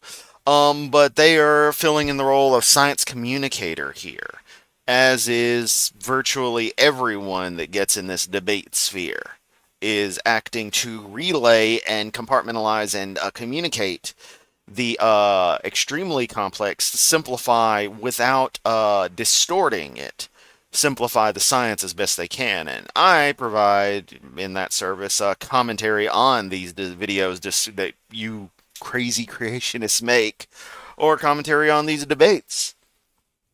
Just on a whim, honest reactions. Because all of these other But, they're not the ones doing the science. The scientists are. You're not scientists either. But the difference is you trust charlatans and you look and lie and cherry pick your information, as 1stAmender demonstrated by looking up the very paper Donnie had referenced. worldviews that you can invoke, they're self-refuting as well. We can talk about that later. Donnie. Okay, let me just pause the timer so I can get my screen shared real quick.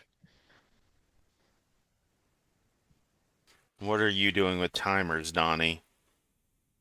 I mean, I guess it's what I forget who it was in my chat. One of you lovely people said um, that he's literally helping moderate his own debate. And I think it's good. Sam, you can see that? Yeah, you're ready to Should be go. all Okay, let's go. All right. Okay, so I'll start it again. We're at 2 minutes and 15 seconds. Good stuff there. Sam, I'll start at the beginning, cover what I can. Thankfully, I covered quite a bit in the... Why is Donnie at all involved in this in any kind of administrative way? Because the way he's speaking, he is. This is automatically a violation of the very nature of such discussion. Full stop. Opening statement as well. Like endogenous retroviruses, I'll just hit this real quick since I've got it up on screen. Shared endogenous retroviral-like sequences across the biological world. The question is, are these ERVs really the ancient remnants of past viral infections, or do they represent largely created units of DNA function?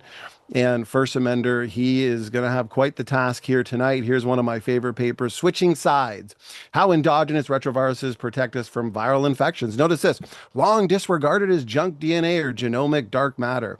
ERVs have turned out to represent important components of the antiviral immune response. Notice this paper. This is incredible. HERVs, that's human endogenous retrovirus, appear to play important roles in physiology and fetal development. Notice this part. If the accidental infection of a mammalian ancestor by an exogenous, right? You got exogenous and endogenous, exogenous like HIV occurring from outside, ERV within, had never occurred, so they're assuming that happened. The placenta and the mammals that produce it, including humans, would never exist. I like to exist. Sam likes to exist. Hopefully our interlocutors like to exist. Why does the biological world share endogenous retroviruses? For the same reason all kinds of modes of transportation share engines in common. You're not going to get too far in your vehicle if you don't have an engine, and you're not going to get too far in the world if you don't have these functional DNA units. Donnie, does every single machine, every single vehicle use the exact same engine? No. There are many different types of motivational systems out there. You're saying this, and I happen to be watching this, and I happen to be somebody who has spent an inordinate amount of time over the past 8 months wrapping my brain around the nature of jet propulsion. I'm talking deep. For just an obsession, clearly an autistically formed obsession, with having some kind of realistic future propulsion for aircraft as a side effect of a sci-fi story that I've been working on in variations since my middle school days.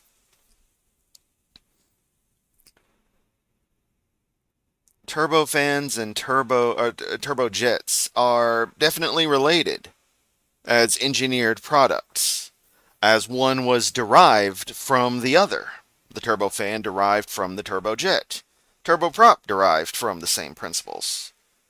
You get a gas turbine, you get a compressor on the front, you burn fuel in the middle at the right ratio to get a nice flow. It's literally in the concept of combustion engines, actually, as suck, squeeze, bang, blow. Pull in air, compress it, add in fuel, detonate, and or otherwise burn, and exhaust. But an internal combustion engine, while following that same principle, behaves very differently with the pistons. It's not a continuous cyclic action. It's a cyclic action. Then there's all kinds of other strange hybrids, strange ways of doing things, like just pedaling a bike. You are the engine.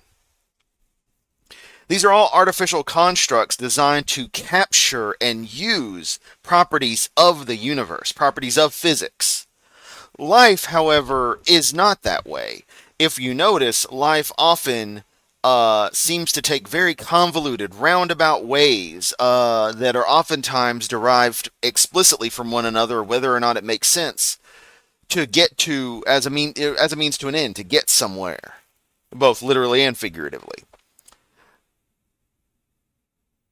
It seems by all evidence a very clear observation that the nature of life, if you compare it to an engine, compare it to anything really, is still something emergent from the properties of reality rather than something engineered to take advantage of the properties of reality.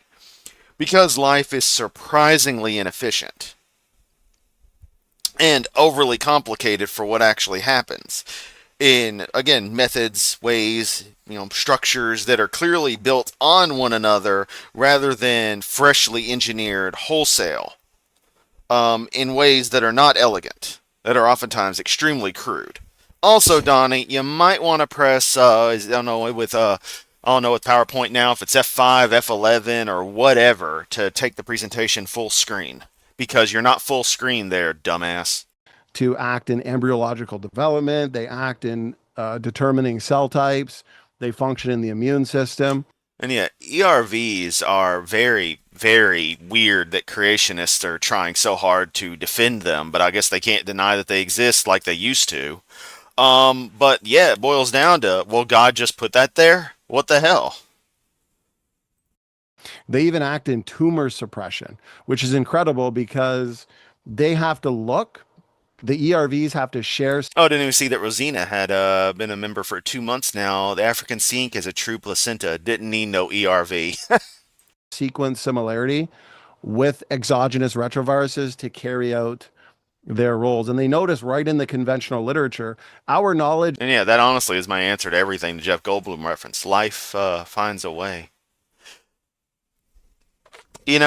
When we finish this, there, because we're done after this response, we'll come back in a part 2 to this. But I will tell you a story about Jurassic Park. About endogenous retroviral elements involved in cell immune responses is constantly increasing. We have evidence now that over 80% of the genome is active, biochemically active.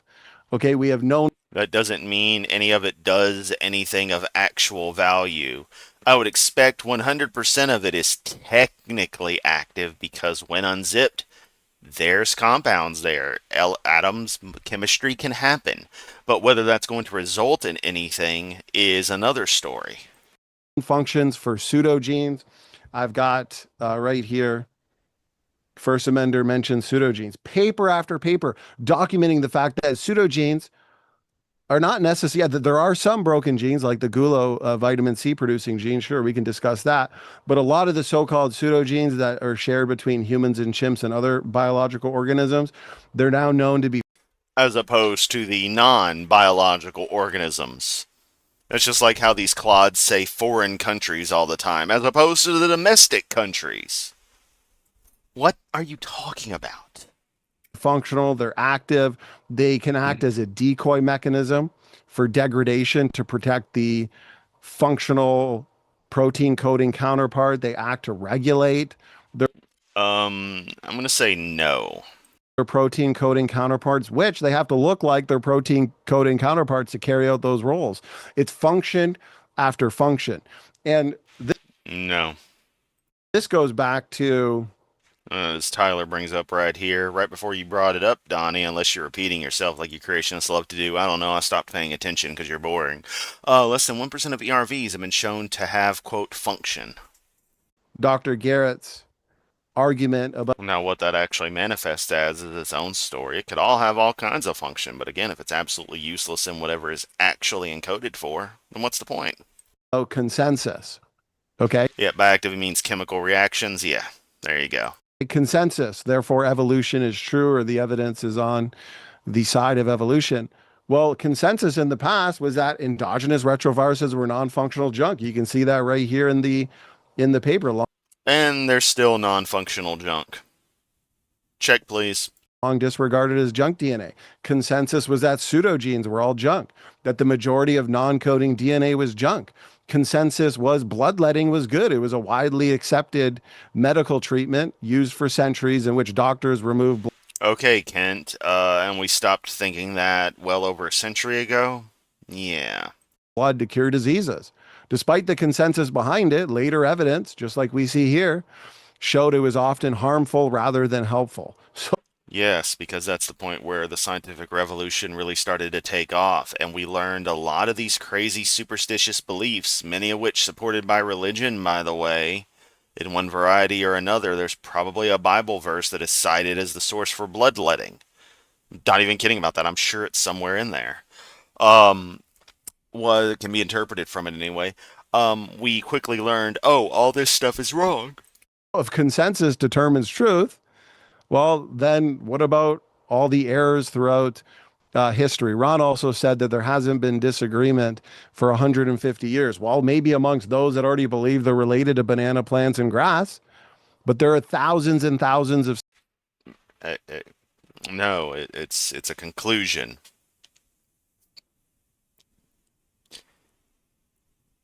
You want to have the cart before the horse.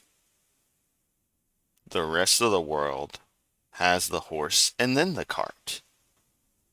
The evidence pulls the conclusion, not the conclusion pulls the evidence. scientists that disagree with common descent. And that's why I focused largely on the mitochondrial DNA and also the Y chromosome. For example, these graphs showing that there's far But those are just lines on paper, Donnie.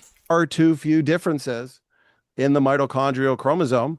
Mitochondrial DNA, it exists outside of the nucleus. It's passed down on the female side. It's a smaller chromosome, 16. Donnie, do you even understand what mitochondria are? That they're an entirely separate organism that at some part way back, early organism kind of engulfed, and instead of digesting, it kind of hung out and provided a little benefit that just kept on going. Fascinating little subject. I wish I could recall details of it that bit better, but biology isn't my strong point. 15,500 letters. And it doesn't have recombination. There are no letters in DNA, Donnie. Forgot who was even talking. You all sound the same. Stupid. It's chemicals. These are molecules with particular chemical properties based on the atoms making them up and the arrangement of those atoms. It's basic chemistry.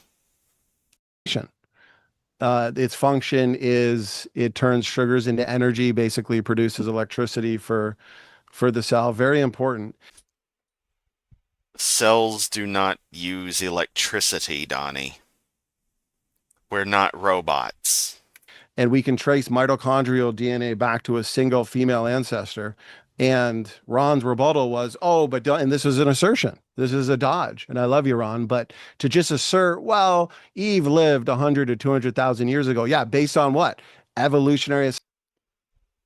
The clock from mitochondrial Eve is based on multiple facets, many of which involve aspects of genetic dating, radiometric dating, that are things you don't comprehend, that you decry, because apparently physics is just plain wrong. Assumptions. They calibrate the data with the hypothetical geologic column. No, when we look at known mutation rates, take the Parsons paper, for example, and several other pedigree rates, where you take grandmother, mother, daughter, count up the differences, you get a fast mutation rate. You can also build a phylogenetic tree. We saw no rebuttal to this. Wow. So you think a tiny sample size is going to be indicative of the entirety of Homo sapien evolution? You're joking, right? Y chromosome and the mitochondrial DNA. 1stAmender is confused. There is low variation in Nimrod, good job. I mean, it's not like you did anything per se, but that happening to you is good. You understand, I'm very excited for you. I just suck at phrasing things because of the tism. Congratulations. the Y chromosomes of humans. Every male human is 99.9% the same in the Y chromosome. Then you bring in the chimpanzee, and we're less And Morning Mithril. than 30% the same. Yeah, you can say recombination all day, and recombination can act to create some diversity, but simply naming recombination is not the same thing as answering the question or providing a Did you listen to the rest of what was said regarding recombination? I don't think you did, Donnie. sophisticated mathematical model documenting which lineage lost what, which lineage gained what happened to the heterochromatin. That's like saying, well, this is explained by erosion. You can just name a geologic mechanism, but we need an actual model. No model has been presented yet. What do we see on this phylogenetic tree? Look at the actual science then. The models are there. The explanations are there. The suspected understanding is there. If there is no proper model, the elements being used to work on building a model and to continue further research are documented in papers. Science is fascinating like that, in that all the information, all the understanding is there, but it takes you actually looking at it to get a clue. We see a single woman. We see variable mutation rates. We see low No, Donnie, you don't see a single woman. Single women avoid you. diversity. Again, this is akin to this candle over here. Okay? If Oh God, the candle. Once again, everyone, my clip art totally dominates all of science. evolution were true, and we've been accumulating mutations in the Y chromosome and mitochondrial DNA for 100 to 200,000 years, we should have a lot more DNA variety than just roughly 30 separating people from Eve. Max, you got 140 differences. That's nothing. This is all biblical time. Where's the thousands of differences? What we observe is that this candle has only been burning for a short amount of time. If deep time were true, then that candle should have basically been burnt. You'd expect mutation saturation. The other You're completely wrong, and what in the fuck is mutation saturation? What, you got a punk side project coming on? I'm sure it's garbage. point he brought up was the chromosome 2 fusion. I've done a ton of work on the chromosome 2 fusion. Lies. My last minute here, a friend and I discovered using BLAST these so-called telomeric repeats, TTA, GGG, CCC, TAA. We found those in other chromosomes. They're functional in gene expression. They're active. You can find a large signature in the chromosome 9. And so point is, these so-called signatures that we find in the chromosome 2 that suggest there is a fusion, you actually find those same signatures in other chromosomes that are said to not be the result of a fusion. So we're going to have to discuss that. But it's not a differentiating point for the evolutionists because So what he was saying with the candle analogy is just pulling the classic, there's not enough time.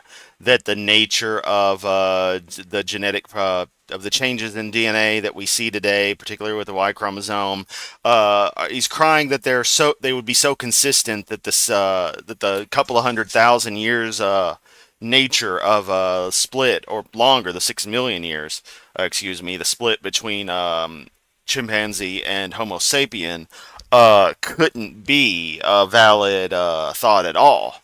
That it's just wrong because otherwise the chromosome should not exist or should be way too mutated or who the hell knows. When again, basic research on it shows, any kind of obvious interpretation would show that one, you don't know that the mutation rate for those particular chromosomes would have been the same, that it could be a linear scaling kind of thing. Two, that the where they're basing the time scale on is a very small sample size. And three, they're creationists, so they're only giving quarter of the data. Because that's what happens to be able to be manipulated to say what they want it to say. Even if there were a fusion, it's an apomorphy. It happened in one line, the human line. So the creation model can easily account for it. The evolutionist would have a difficult time. I think I got 30 more seconds because of the about extra time. 15 or so. 15. From what Okay. I got. So You spend more time talking about how much time you have than extra time you have. Why is it always the creationists doing this too? Just whining about the amount of time they have and going out of their way to talk about it. Unlike earlier, when he was told he had, like 30 seconds or something, he stopped and said, okay, instead of just keep going. Why?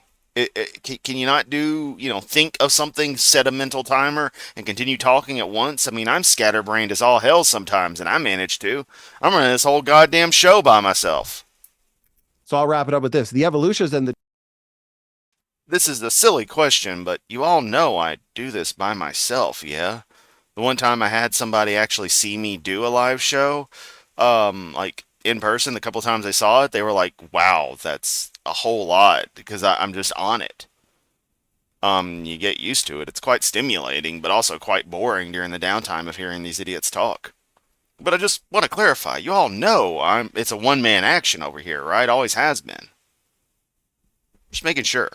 challenge for them, explain how this unilateral mistake, the so-called fusion, was able to spread to all people on the planet. No more people with 48 chromosomes. Everybody's got 46. Where is the model? We don't want just assertions. And that's it. And yet that's all you bring to anything is assertions. Oh, I love it. 1stAmender just said, nah, I'm out. Alrighty, going back here. Everybody's good. Okay. That's the respect they earn, buddy. They don't deserve anything major. If you could, thank you. Got it. We're gonna get into the open discussion, guys. I just want to see what extra little bit of stuff they have to say before it gets into the open discussion. Then we're through. So this is basically over. I'm always down for it to get a little spicy, but try to at least let each other finish whatever answer from whatever question you ask before you go to the next one, or ask them a question. That always helps everybody understand what's actually happening, and keeps it at least on the tracks a little. I don't like this guy. He's got very low energy, the lowest energy. He probably moderates with auto pen. My Trump is terrible, but there you go. Like seriously, I can do impersonations, but I just can't ever do a Trump. A little bit. And if it does get too hard, I will ask if we. Oh, I think we'll leave on him saying if it gets too hard, because that's just funny. That's just funny. But okay, that was the stream. That was part 1. We'll hit up part 2 maybe tomorrow, I don't know. I'm tired. It's almost 8 o'clock here in the good old Central Time Zone. Central Daylight Time. Ugh. I hate Daylight Savings Time. Daylight Savings Time is a fucking crime against humanity. But anyway. Wow. Sam is a real douchebag. Donnie sucks as usual. I'm not gonna lie, some of what 1stAmender and Ron were bringing up was a bit over my head. But that's partly because I'm tired, partly because I'm burnt out on all of this stuff, honestly. Also, this stuff is definitely fascinating, but I don't focus on biology all that much. I think it's interesting, but my bigger fascination is physics, personally. And even that still goes over my head in a lot of ways, and God help me on doing the math, but, I can follow the math when it's explained. But yeah. Yeah. I just Nimrod, god damn it. No. No, not like that.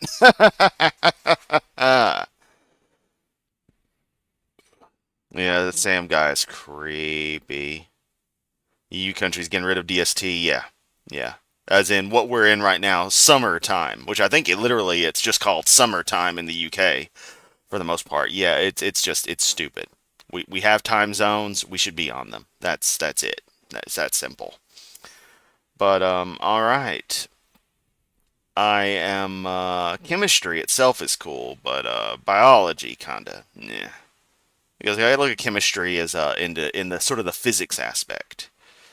Yeah, Arizona never had DST, lucky state. But yeah, that's going to be the end of the stream. I hope you all have an amazing night, morning, wherever you are in the world, whatever time's coming up. Hope it's great. Thank you all for stopping by. We will hit part 2 of this down the line. Let's see, how far did we actually get? 58 minutes. That's not too bad for 2 hours. Yeah, we did all right. Um, as always, you know, much love. That's all I can say. I'm actually going to go back to the stream prelude image for the end now, so it'll give a few extra moments for the stream to for y'all to all say goodbye, in the chat and and definitely get a clear end to the stream so it doesn't just cut off randomly while I'm on my outro. So, bye.